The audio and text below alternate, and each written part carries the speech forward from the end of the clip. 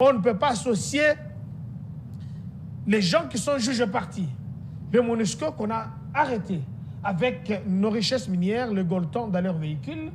On ne peut pas associer l'EAC, toutes les deux entités qui jusque-là n'ont pas démontré sur le terrain qu'ils sont capables. On doit d'abord compter sur nos propres forces.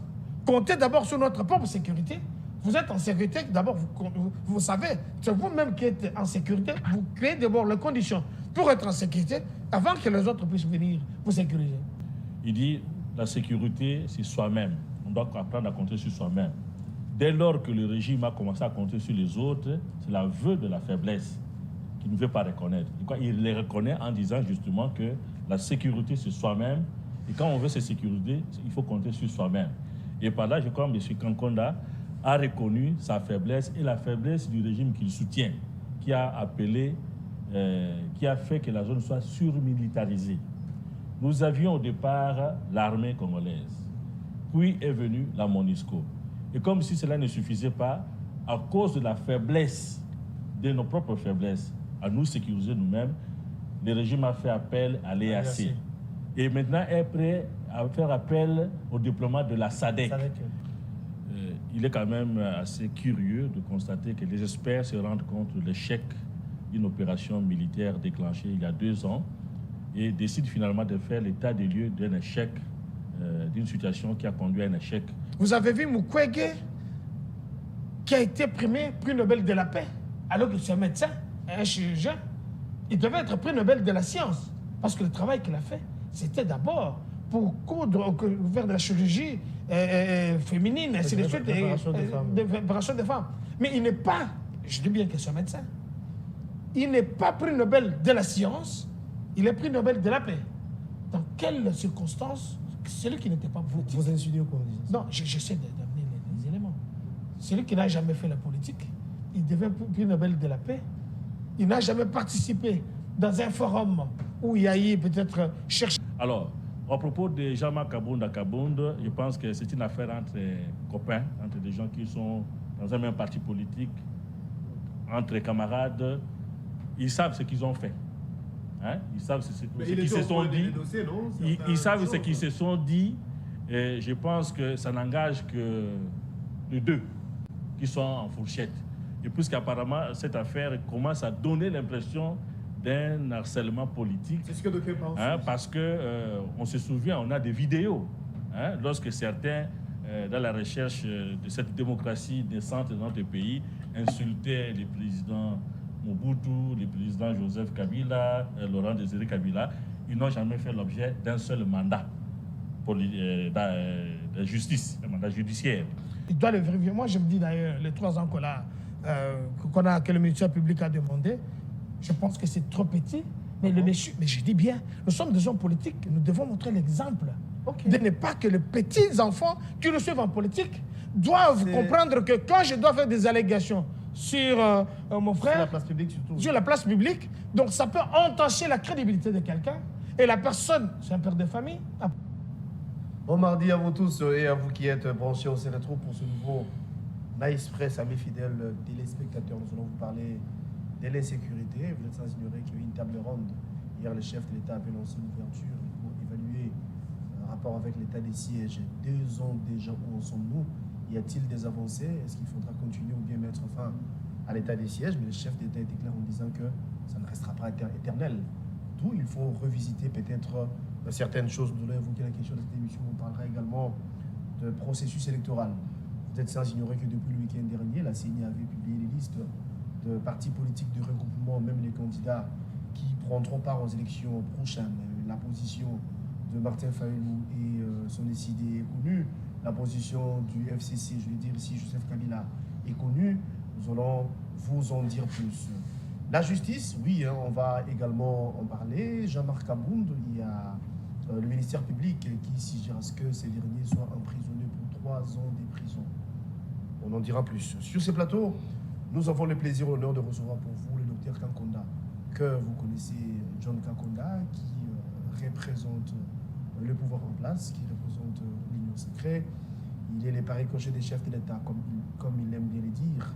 C'est le tout premier invité. De l'autre côté, c'est plutôt le journaliste Aimé Cyprien Dionzo, présenteur du journal à la radio RTVS 1, présentateur de l'émission Vous avez la parole, reçu en qualité d'analyste politique. Ensemble, un bâton rompu pendant 50 minutes. Vous serez bien évidemment éclairé par rapport aux questions évoquées. Je m'en vais saluer mes invités en commençant par Dr Tamponda, à qui j'ai dit bon mardi et merci d'être là. Merci pareillement, Guélor Kié. Merci à tous ceux qui nous suivent en ces moments. Je vais d'abord saluer votre invité, votre collègue. Je pense que nous aurons un débat républicain. J'ai l'habitude de le suivre dans ma voiture, mais là, ce sera en live. Et je profite aussi de l'occasion pour suivre tous les téléspectateurs que nous suivent à la maison, qui sont nombreux, surtout ceux qui sont dans la diaspora, et ceux qui sont à Lukunga, à Tchangou, à Moamba, un peu partout. Et nous pensons que nous aurons un débat républicain basé sur des analyses, sur des propositions, parce que en tant qu'analyste politique, en tant qu'acteur politique, on a aussi un rôle à jouer pour essayer d'éclairer la lanterne de nos compatriotes. Vous nous suivez depuis les États-Unis parce que nous suivons partout dans le monde. Hein. Nous sommes sur YouTube, nous sommes sur Facebook. Donc via les réseaux sociaux, il y a plusieurs plateformes où nous sommes en direct même en ce moment. Merci de votre fidélité, merci pour cette attention particulière que vous accordez à cette émission et nous vous demanderons plutôt de continuer comme ça en nous envoyant le message, vos remarques et ses suggestions. Continuera de faire du bien. Merci pour ça. Alors, Aimé Cyprien Dionzo, vous avez la parole. Merci d'être là. Merci, bonjour, Guélor, de l'invitation.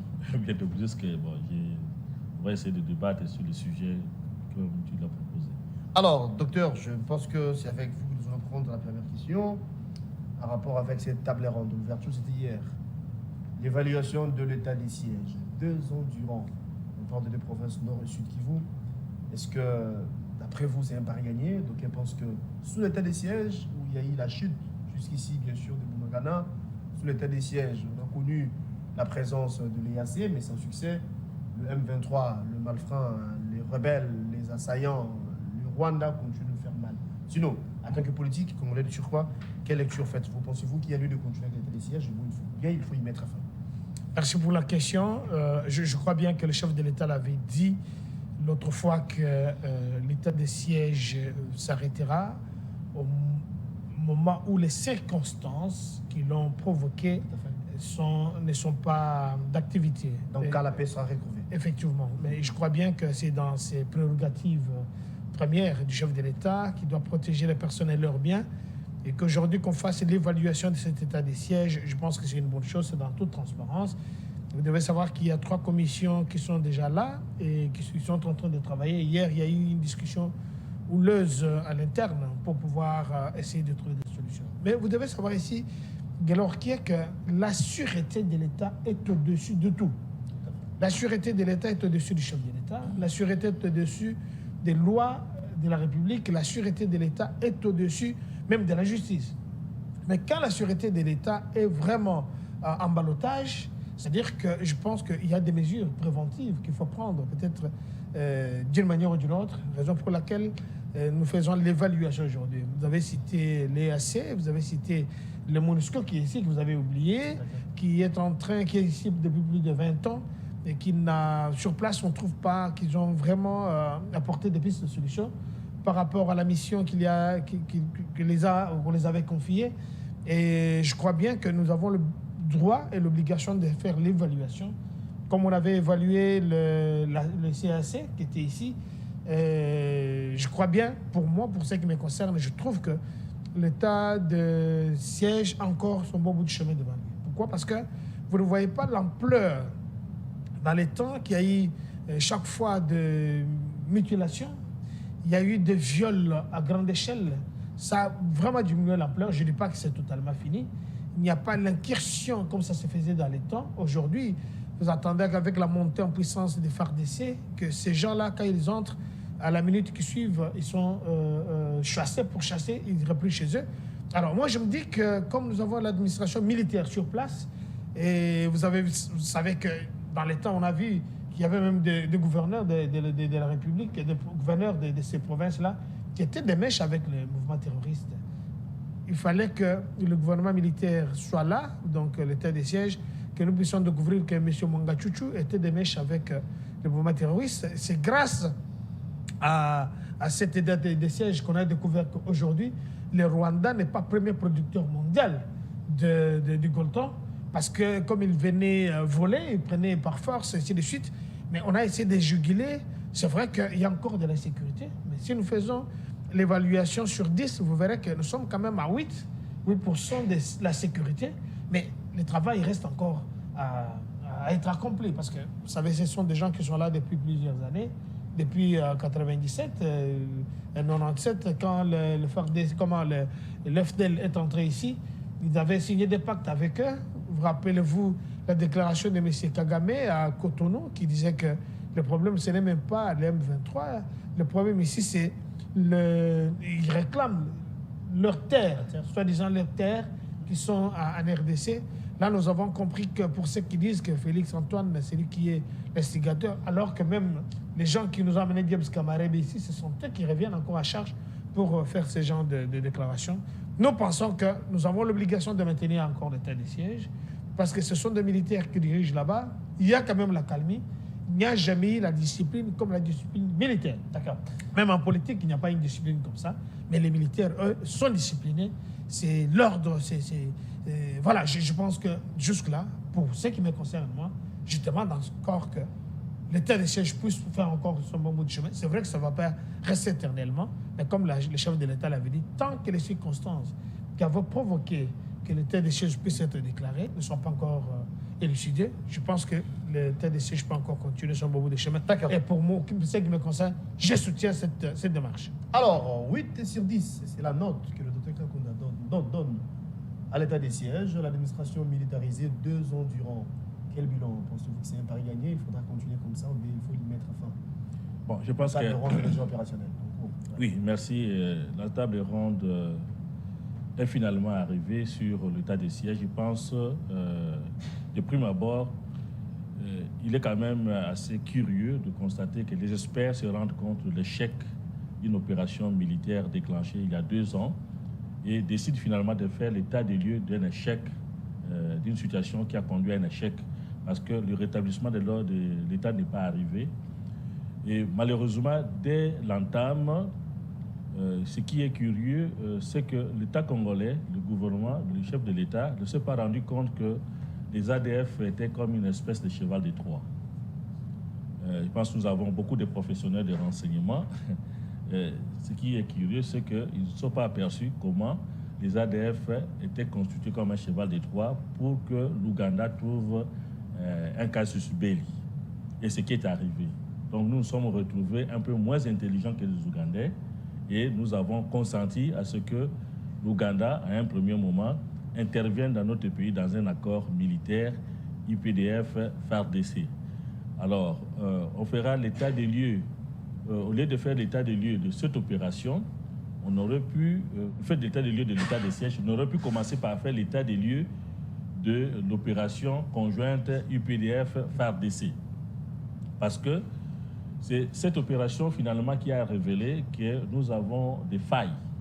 Nous avons des failles et les ADF sont apparus comme un cheval de Troie et l'Ouganda a justifié un motif d'intervention chez nous en utilisant la donne ADF. ADF Nalu, oui, ça vient de l'Ouganda, mais ils sont installés au Congo depuis un certain moment et nous les savions. Et la plupart des responsables qui sont nommés ou placés par les régimes en place ont opéré, ont été des commandants militaires des opérations militaires dans la contrée. Donc, ils s'aperçoivent un peu de motifs, disant de quoi vivaient les ADF. Parce que, pour la petite histoire, les ADF vivent en fait des finances générées par les travaux champêtres à travers les villageois qui sont dans ces localités. Et cela constitue pour eux un moyen de survie. Et par là, ils exploitent les minéraux, les vendent. Et comme ça devient une zone où l'autorité de l'État a disparu depuis bien longtemps, plus de 10 ans, alors nous sommes aperçus tout simplement qu'il y avait un problème de sécurité dans la zone. Et on a décrété l'état de siège dans les 2 provinces de l'Ituri et de Nord Kivu. Mais à voir comment cette affaire, cette opération se déroulait, on s'est demandé est-ce qu'il ne fallait pas laisser les autorités civiles et que les opérations militaires continuent. Parce que, tel que nous avons aperçu la chose, les chefs de l'administration militaire se préoccupaient plus des affaires foncières. Les affaires foncières plutôt que de mener des opérations militaires proprement dites pour repousser loin ceux qui viennent agresser le pays. Et je prends, on peut prendre l'exemple de M23. M23 a fait beaucoup plus de pas pendant l'état de siège que de l'a été pendant l'administration civile. On peut se demander qu'est-ce qui s'est passé dans l'entretemps. Est-ce qu'il n'y a pas de collabos qui sont nommés à Kinshasa et qui ont des répondants de l'autre côté et qui font qu'il y ait un mariage parfait et perpétuation de la violence? Les AC qu'on a invités, l'état des lieux qu'on a fait, on n'a pas un rapport complet. En tout cas, moi, je n'ai pas vu ce rapport-là. Mais si on peut s'accorder à considérer ce qu'on a appris comme un rapport, c'est que nous sommes un peu dans une espèce de duperie. Nous sommes entrés plus dans les pièges de ce qu'on appelle globalement la communauté internationale, qui utilise ses bras, donc, comme on dit, les nègres de service, qui sont en Ouganda et au Burundi et au Rwanda, notamment Paul Kagame et principalement Yoweri Kaguta Museveni, qui sont justement en train de perpétuer l'œuvre de ceux qui ne peuvent pas être visiblement sur terrain, que sinon par les armes qu'ils emmènent et pour que ces opérations de rapine se perpétuent, et bien entendu avec la complicité des autochtones. Et il est curieux aussi que autant de groupes armés se sont formés dans cette partie que l'armée ne soit en mesure de les endiguer. Et comme qui dirait, la guerre c'est le meilleur patron. Donc tout le monde se retrouve, que ce soit EAC, que ce soit la MONUSCO, que ce soit les FARDC. Alors, nous faisons l'état des lieux ou d'évaluation à l'interne, sans la MONUSCO, sans les EAC ensemble. Bon, évidemment, on va peut-être faire la compilation des recommandations ou de ce qu'on a entendu par-ci, par-là pour conclure quoi exactement. Et si on mettait fin à l'état de siège, qui est le bénéficiaire? Qui est le potentiel bénéficiaire de l'état de siège? Mais déjà, alors, si on continue, si on continue, il faut y mettre fin ou bien continuer?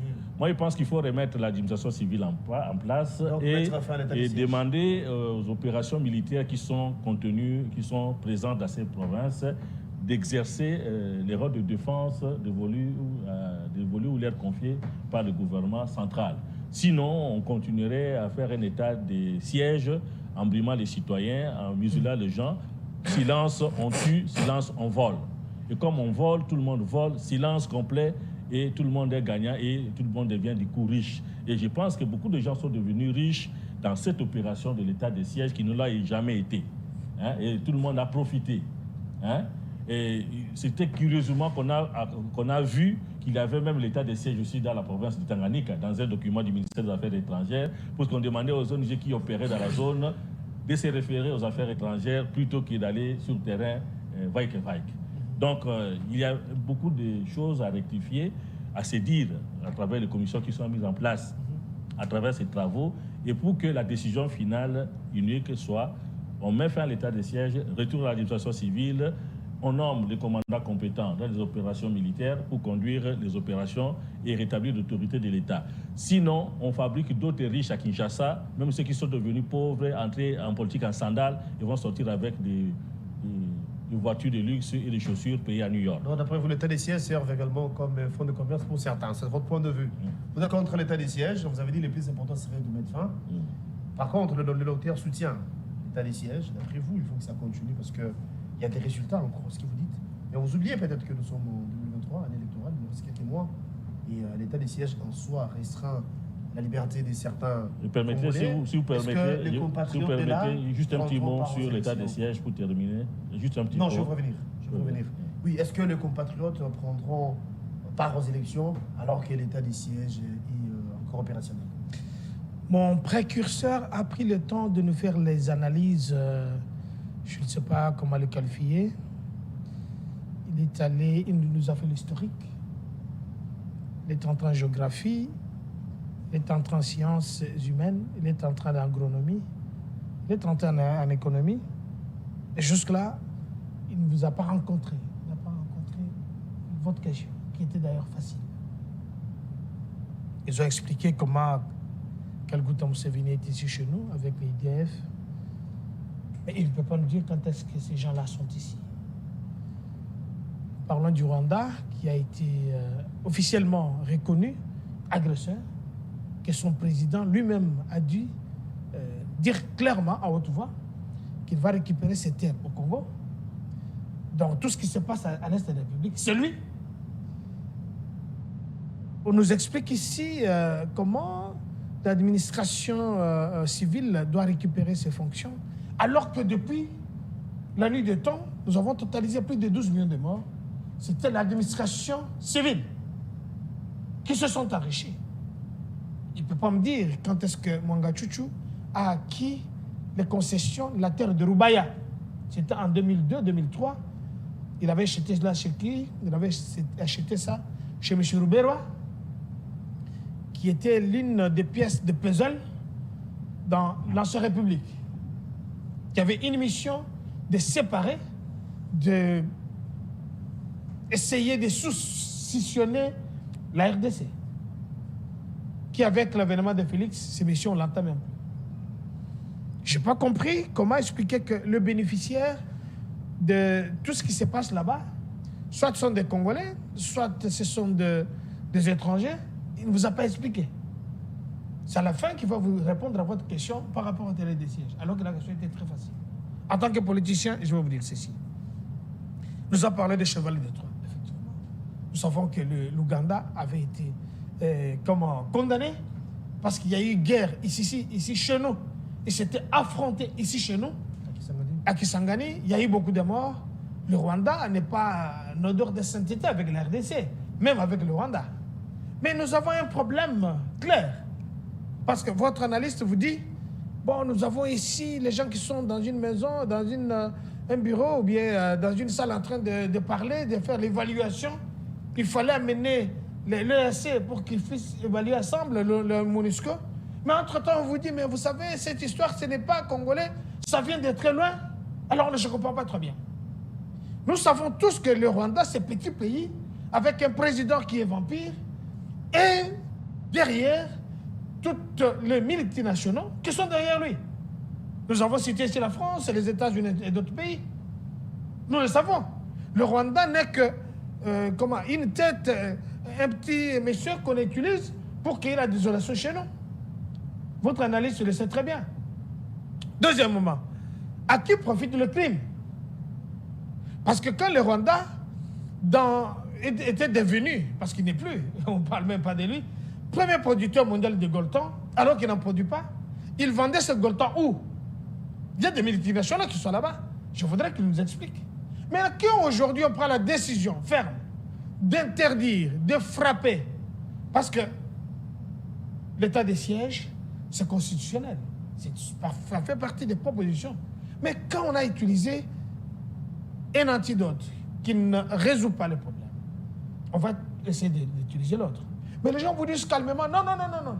Il faudra que les civils puissent être là parce qu'on a bravé les libertés des gens. Ils ne savent pas parler. Mais depuis plus de 20 ans, ces gens-là, ils parlent. On les tue, on les massacre, on viole leurs femmes, on les mutile. Prochainement, quand votre invité va parler, il doit me rencontrer sur les faits. On ne parle plus maintenant de 12 millions de morts. Il n'y a pas le massacre à haut niveau.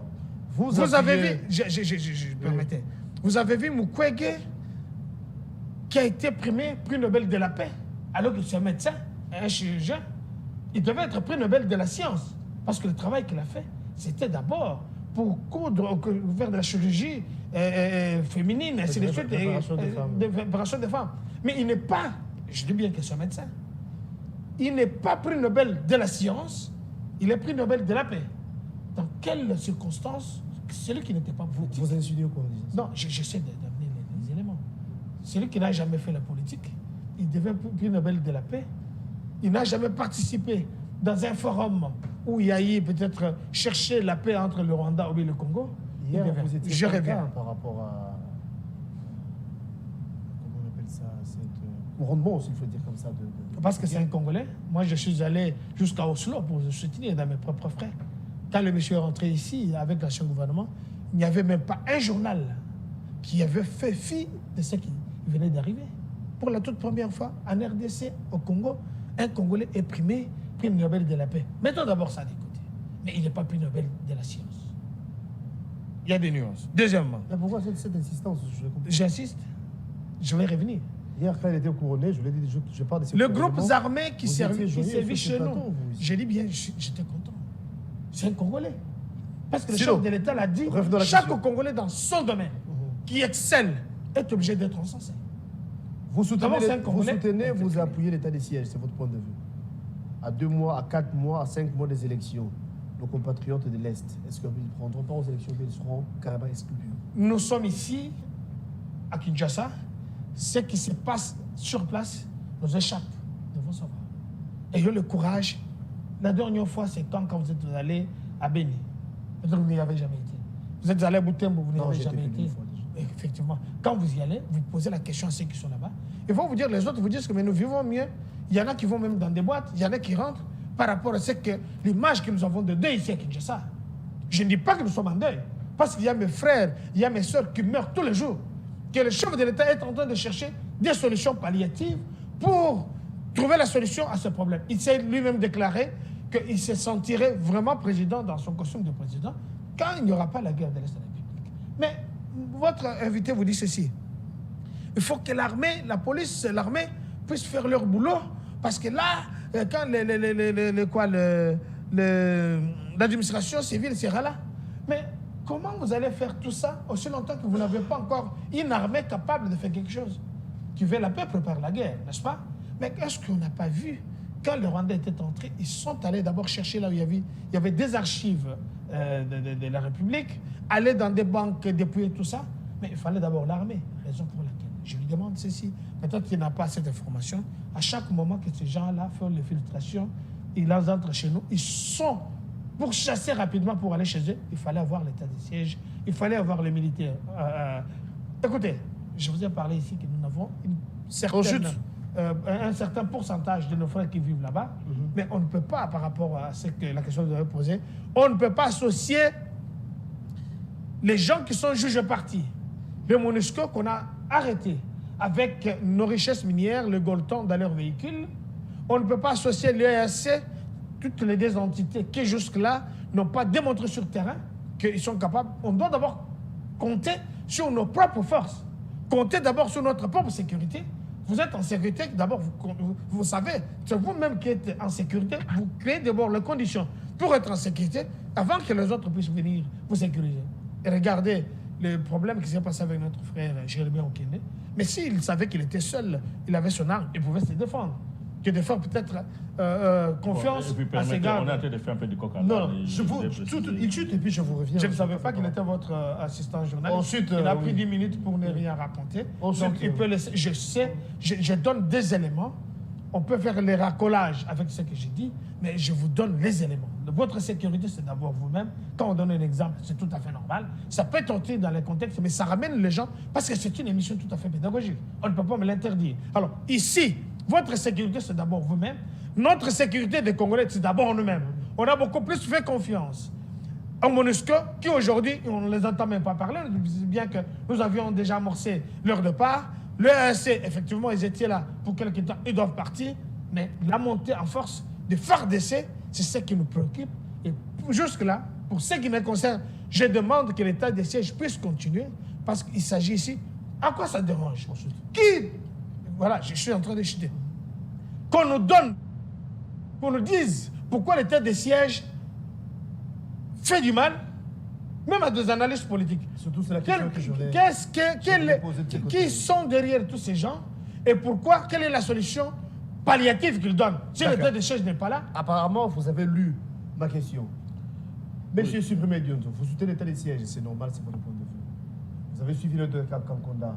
D'après lui, c'est grâce à l'état des sièges qu'aujourd'hui il y a l'agitation au Rwanda. Il y a l'agitation de le chef de Kagame qui hier pensait qu'il était le premier producteur de coltan alors que c'était faux. On croit le docteur. Alors, pourquoi l'état des sièges peut nous déranger? Bon, moi, je pense que... En quoi ça me met mal à l'aise? Oui, je crois qu'il n'a pas bien lu ma pensée. Peut-être qu'il a d'autres lunettes pour lire cette pensée. Je pense que je prends pied sur sa dernière conclusion. Il dit, la sécurité, c'est soi-même. On doit apprendre à compter sur soi-même. Dès lors que le régime a commencé à compter sur les autres, c'est l'aveu de la faiblesse qu'il ne veut pas reconnaître. Il les reconnaît en disant justement que la sécurité, c'est soi-même Et quand on veut se sécuriser, il faut compter sur soi-même. Et par là, je crois que M. Kankonda a reconnu sa faiblesse et la faiblesse du régime qu'il soutient, qui a appelé, qui a fait que la zone soit surmilitarisée. Nous avions au départ l'armée congolaise, puis est venue la MONUSCO. Et comme si cela ne suffisait pas, à cause de la faiblesse, de nos propres faiblesses, à nous sécuriser nous-mêmes, le régime a fait appel à l'EAC. Et maintenant est prêt à faire appel au déploiement de la SADC. Et c'est la raison pour laquelle la MONUSCO est en train de négocier comment trouver une passerelle d'appui aux deux forces, l'EAC et la SADC et le FARDC. Et même si on dit que le commandement revient au FARDC, c'est normal, c'est notre territoire, mais le fait que un acteur, un politicien, bon, c'est un politicien qui reconnaît l'appel des autres comme étant un aveu de faiblesse sans l'affirmer à haute voix, mais en l'affirmant tout de même, ça signifie que nous sommes dans une situation de faiblesse et la surmilitarisation ne nous a pas montré un brin de victoire. S'il y en avait, elle devait être des forces armées de la République démocratique du Congo. Je pense que nous lisons tous les actualités. Il peut nous dire où se trouvent les forces armées de la République démocratique du Congo. Qu'en est-il de la demande formulée par le gouvernement à occuper Bunagana, si elle est effective? Nous allons demander à l'EAC si nous pouvons occuper notre propre territoire de Bunagana. Ça signifie que nous sommes faibles.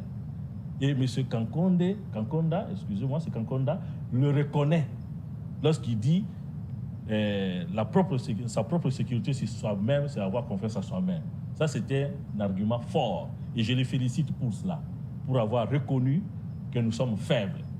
Et la raison pour laquelle nous avons fait venir l'EAC et nous faisons venir la SADC. Alors, pourquoi surmilitariser une zone si nous avons une montée en puissance et responsabiliser nos propres militaires pour sauvegarder notre propre territoire? Et pourquoi demander, c'est ça la grande question que je me suis posée, pourquoi nous devons demander à l'EAC, est-ce que nous pouvons aller occuper Bunagana?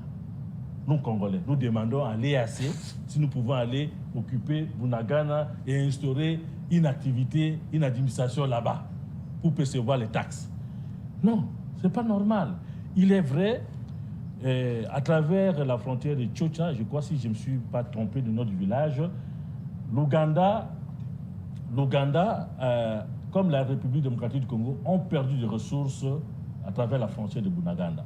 C'est le Rwanda qui a commencé à bénéficier et que si on devait commencer par récupérer notre petite souveraineté, nous devrions certainement, seul on ne peut pas, on peut encore, comme nous travaillons dans la frontière avec Bunagana, avec l'Ouganda, nous pourrons conjuguer des efforts ensemble en comptant sur la loyauté et la sincérité de l'Ouganda à restaurer la sécurité à Bunagana pour que nous puissions recouvrir nos recettes qui feront notre force. Parce que les recettes qui passaient par Tchocha profitaient au Rwanda qui supportait près de 4000 hommes dans la zone. Alors, si nous privons réellement le Rwanda de cette option, de cette manne financière, nous allons gagner partiellement. Parce que le Rwanda ne pourra pas supporter la guerre pendant longtemps si nous sommes conscients de notre rôle comme pays souverain. Mais comme nous sommes en train de soutenir une vision qui fait appel à d'autres, puisque nous sommes faibles, nous risquons de partager ces richesses qui devaient profiter à la population, à ces puissances militaires, alors que quand on voit les classements militaires qui est établi par un organisme américain, toutes ces forces sont inférieures à nous. Alors pourquoi nous sommes allés demander l'intervention militaire de ces forces-là, de ce pays-là? C'est un peu ridicule, quoi. C'est ridicule, tout à fait ridicule. Je pense que de cette analyse, du point de vue sécuritaire, tout ce que nous pourrons faire, c'est responsabiliser les commandants qui sont loyaux, compétents dans les opérations militaires pour qu'ils continuent le travail et que l'administration militaire, c'est-à-dire civile, puisse y reprendre et travailler dans les règles de l'art, c'est-à-dire respecter la loi. Ce qui pose problème pour notre pays, c'est le manque de gouvernance. Le pays n'est pas dirigé, n'est pas gouverné. Alors, comme il n'est pas gouverné, vous voyez même à Kinshasa, la preuve, je parle pas très loin, à Kinshasa, est-ce que vous vous sentez gouverné?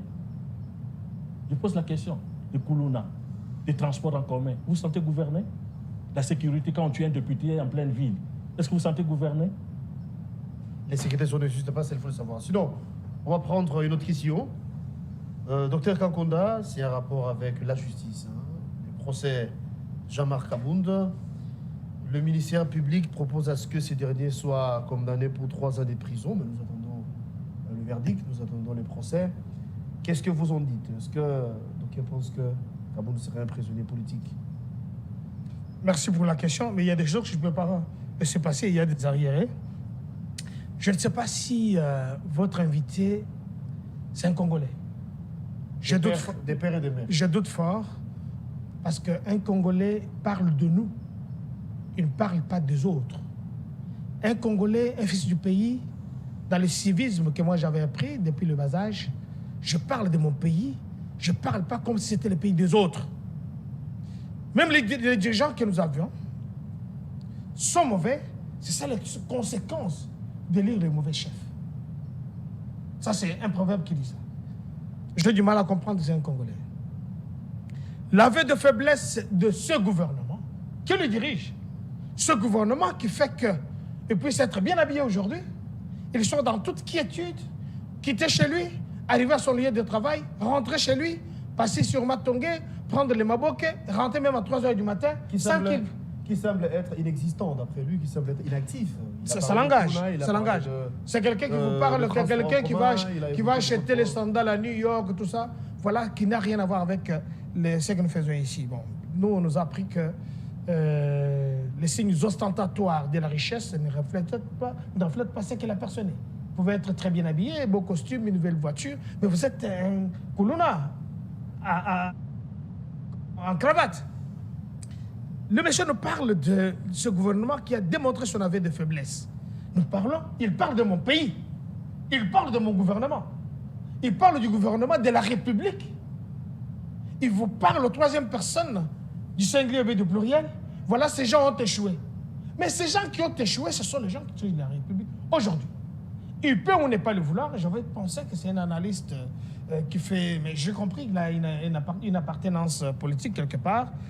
L'aveu de faiblesse, parce que, comme la RDC est dans les concerts du monde, il ne peut pas faire allusion ni demander à d'autres pays de pouvoir venir, parce que nous sommes signataires de la Charte des Nations Unies, et que quand on attaque les RDC, nous avons, en tant qu'un président, un gouvernement responsable, il a le droit de demander à d'autres pays de venir nous assister et nous porter main forte, parce que nous l'avons fait.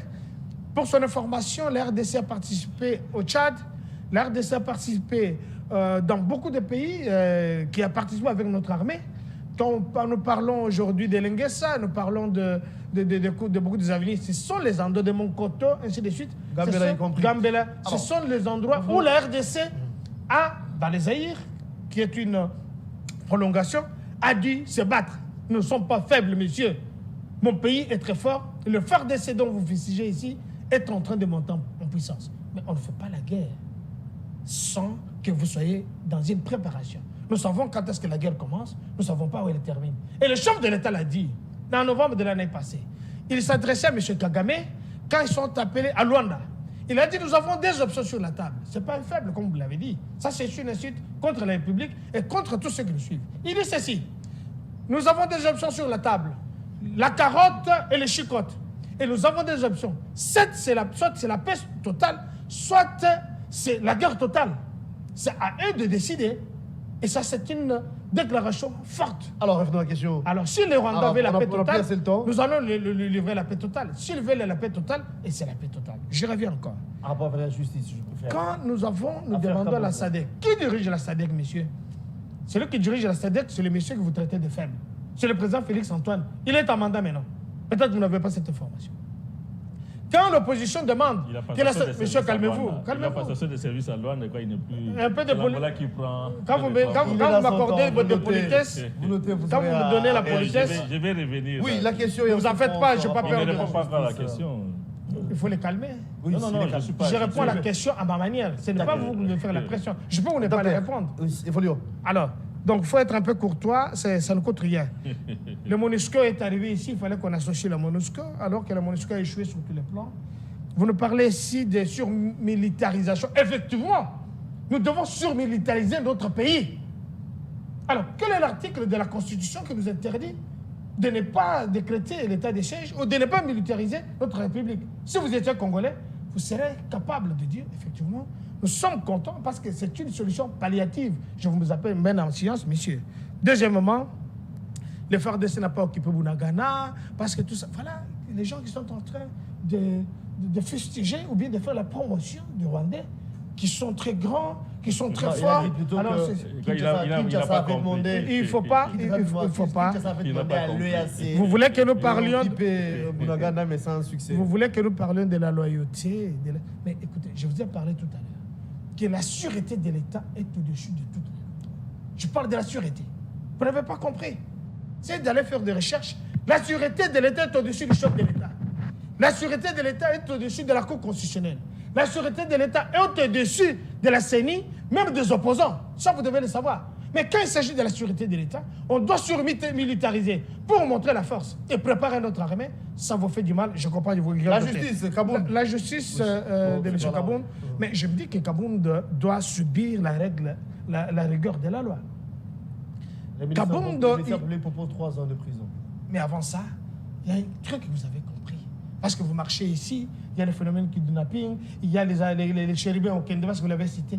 Aujourd'hui, en Équateur, un opposant, donc capable de gagner les élections, a été tué, assassiné en pleine. Et on ne parle pas. Vous avez entendu les États-Unis d'Amérique, on continue de parler. Vous avez entendu, c'est pas un bon exemple, nous condamnons ce qui s'est passé. Est-ce que vous avez entendu dire que le processus électoral doit s'arrêter parce qu'un probable candidat, donc président de la République, a été assassiné? D'où vous nous amenez ça? Moi, je suis un citoyen du monde. Donc, vous voulez dire que quelqu'un qu'on a assassiné, vous savez, il n'y a pas eu accalmie. On a dit, effectivement, nous donnons une semaine d'accalmie. Et le monsieur a été directement remplacé par l'autre, une journaliste qu'on a mis pour remplacer. C'est celle qui va tenir le flambeau de cette regroupement-là. Qu'est-ce que vous voulez nous dire ici? Chérubin est tué, effectivement, ça nous a fait très mal, mais il n'était pas candidat à la présidence de la République. Les circonstances de la mort de Chérubin ne sont pas encore élucidées. Comment vous venez ici, vous faites des raccordements frauduleux pour dire, ici chez nous, il y a le problème de Moto-Mobondo, l'État n'existe pas? C'est quoi cette analyse ici? Et ça vous diminue. Il va réagir. Kabound doit encore subir la rigueur de la loi parce que ce n'est pas la fin du monde. Ce n'est pas encore la fin. C'est le ministère public qui a demandé 3 ans d'emprisonnement. Ce qui est bien dans ça, c'est quoi? M. Kabound, il est devant ses juges naturels.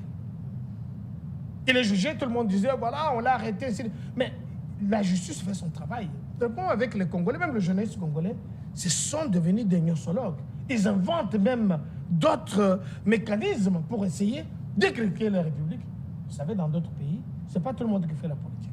M. Kabound a fait des déclarations, il a fait des dénonciations, mais dans tout ce qu'il a dit, il y a des vidéos. On doit pouvoir examiner chaque détail qu'il a dit. Exemple, je prends un exemple. Que le chef d'État était un danger pour la République? Non, ça c'est d'ailleurs un petit problème, on ne peut même pas parler de ça. Bon, il est devenu candidat potentiel aux élections, ça c'est pas un problème. Mais quand quelqu'un dit, il a vu des avions transportant les malles d'argent pour les amener dans les îles fiscaux, n'est-ce pas? Mais non, il cite par exemple Majorque. Pour nous qui voyageons, Majorque, c'est une baleinière où il y a des touristes qui viennent de partout. C'est tout ce qu'ils ont comme richesse. Mais quand vous dites que ces gens-là sont en train de transporter l'argent, alors qu'en Europe ou bien dans le monde, ils sont en train de condamner ou bien de punir sévèrement ceux qui utilisent le blanchissement d'argent. Vous dites qu'ils viennent de là-bas, mais vous devez démontrer des preuves. C'était quel avion? À quelle heure? Quelle rotation? Quelle compagnie? Quand l'argent est arrivé là-bas, c'était où? Parce que c'est vous qui accusez. Vous devez démontrer des preuves. Il n'y a rien d'acharnement, parce que c'est lui qui a vu. C'est comme si j'ai dit, bon voilà, j'ai vu Guélor hier sur le rond-point de Tuileries, il était accompagné peut-être d'un chien, et que vous déposiez une plainte contre moi. Nous sommes dans un état de droit. À vous dites que vous n'avez jamais été là. Moi, je dois prouver que j'ai vu Guélor, il avait tels habits. S'il y a des photos à fournir, je dois les fournir. Mais quelqu'un qui vient comme ça, il a oublié que nous sommes dans un état de droit où la calomnie est une guêpe qui nous guette. Les allégations. Sois sur ta propre garde qu'elle revient avec la charge. C'est un gosse terrorisé qui s'est déclenché à balancer des trucs où il ne s'est pas vérifié. Il doit le vérifier. Moi, je me dis d'ailleurs, les 3 ans qu'on a que le ministère public a demandé, je pense que c'est trop petit. Mais, mais je dis bien, nous sommes des hommes politiques, nous devons montrer l'exemple.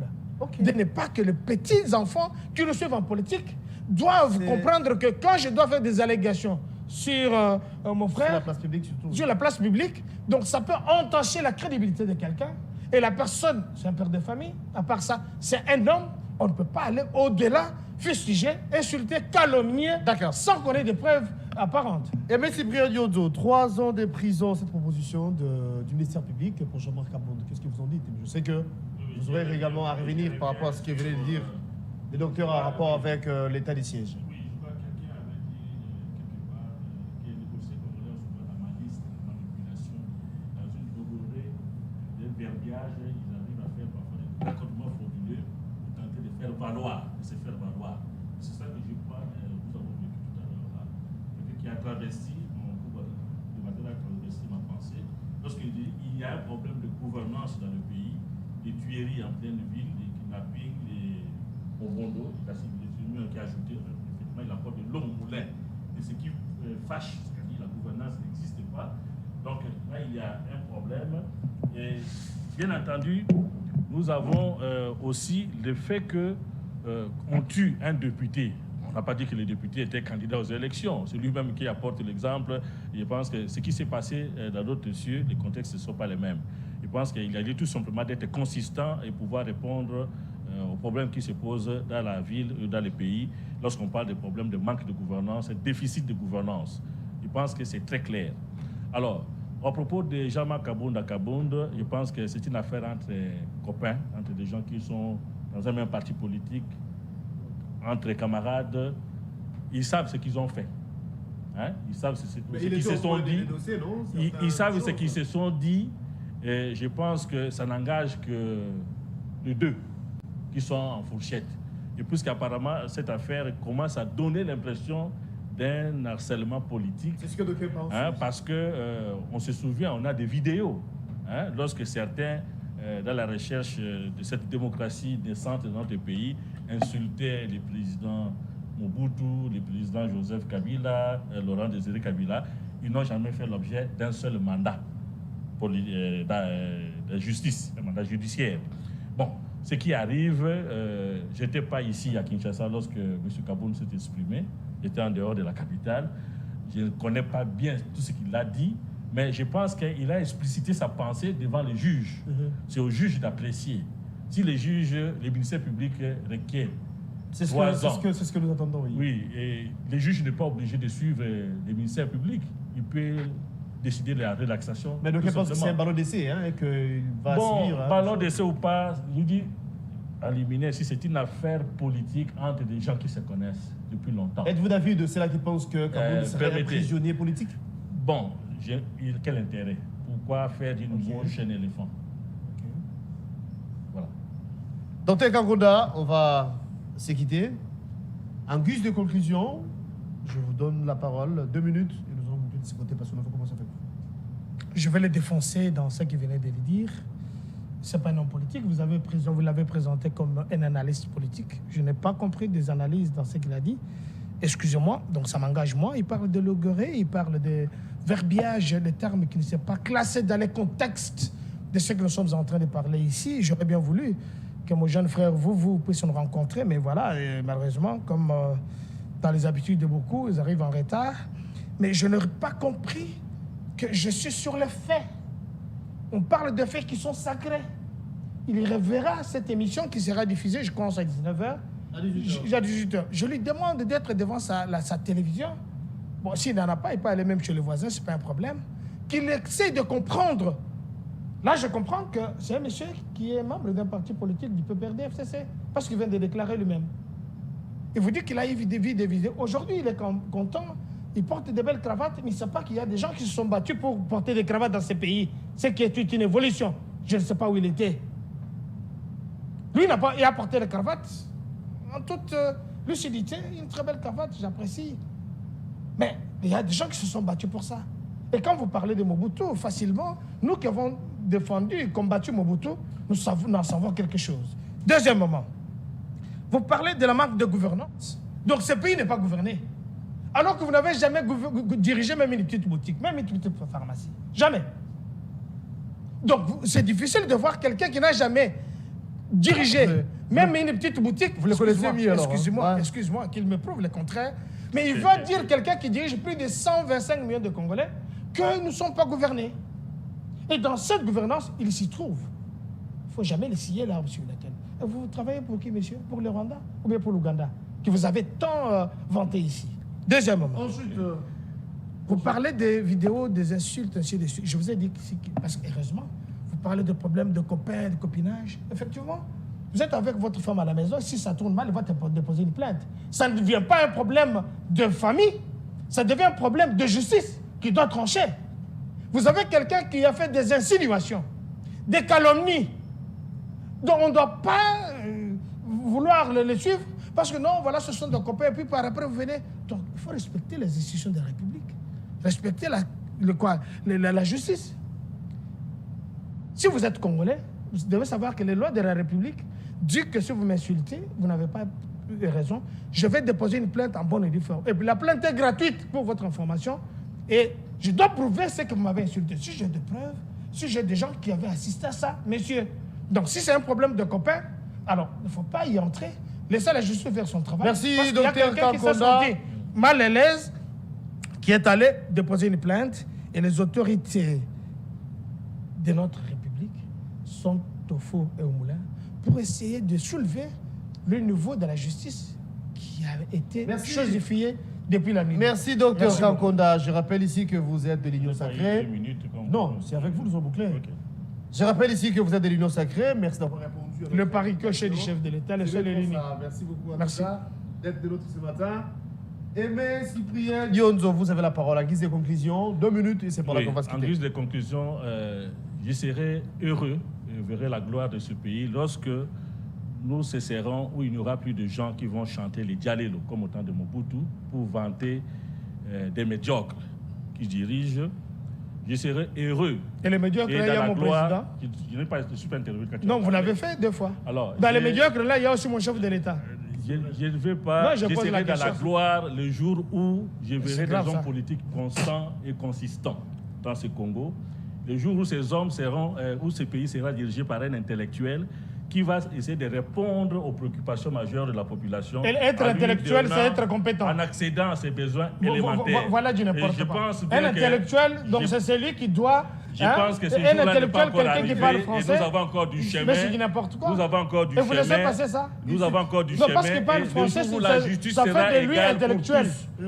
Et pour Donc les les plus gens qui faibles, dirigent la et ce jour-là République sera un jour ne de sont pas gloire des pour ce intellectuels. pays. J'ai terminé. C'est la fin. Avec des étrangers comme ça, moi j'ai du mal à communiquer. Merci à vous. prochainement. Un intellectuel, donc c'est quelqu'un qui doit aller parler français. Donc ça, moi, je ne le considère pas intellectuel. Le chef de l'État n'est pas intellectuel. Le ministre Gazaï n'est pas intellectuel. On vous retrouve demain. Merci, au revoir. C'est Au revoir. vraiment une Merci. Merci pour la absurdité. disponibilité. C'est